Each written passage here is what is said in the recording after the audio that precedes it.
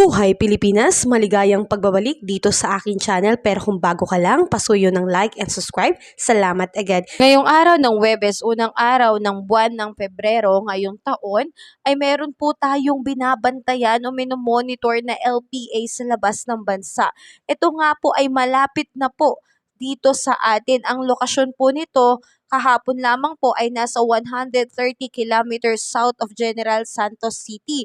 Kaya naman po ang bahagi ng Mindanao ay talagang nakakaranas ng heavy rain po. Kaya ang ating mga mamamayan na dyan nakatira ay pinag-iingat dahil po talagang malakas ang pag-ulan, posible po talaga at malaki ang tsansa na magkaroon ng biglaang pagbaha at landslide. Hindi rin po matatanggal ang posibilidad na ang LPA na ito ay pumasok po sa ating bansa dahil napakalapit nito at ang trough nito ay patuloy pong nagbibigay ng pag-ulan, partikular na dito sa Mindanao. Samantalang ang northeast monsoon o ang hanging amihan ay patuloy pong nakakaapekto at nagbibigay ng maulap na papawirin at mga pag-ulan po sa lugar ng Luzon at Visayas. Dahil nga po sa dulot ng LPA dito sa ating bansa, pinag-iingat ang mga kababayan nating nakatira sa Caraga, Davao Region at Sargent dahil makakaranas po sila ng heavy rain po to intense rain. Talagang ito po ay malakas na pag-ulan na posibleng magkaroon ng biglaang pagbaha at landslide. Samantalang dito naman po sa Central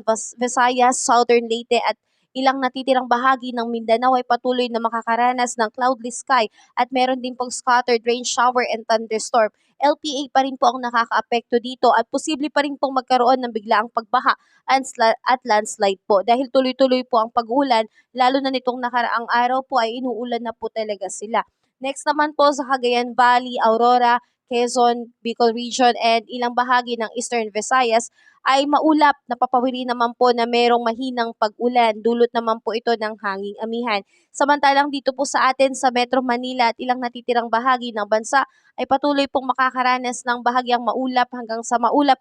Napapawiri na meron pong isolated light rains. Ito po ay dulot ng northeast monsoon, wala naman pong significant impact. Sa ngayon mga kababayan ay antabayanan po natin ng ulat panahon upang malaman po natin kung ano na po o nasaan na po ang direksyon ng LPA na ito, kung nakapasok na po sa ating bansa at gaano po ito kalakas. Muli maraming salamat po at ingat po tayo ngayong araw na ito.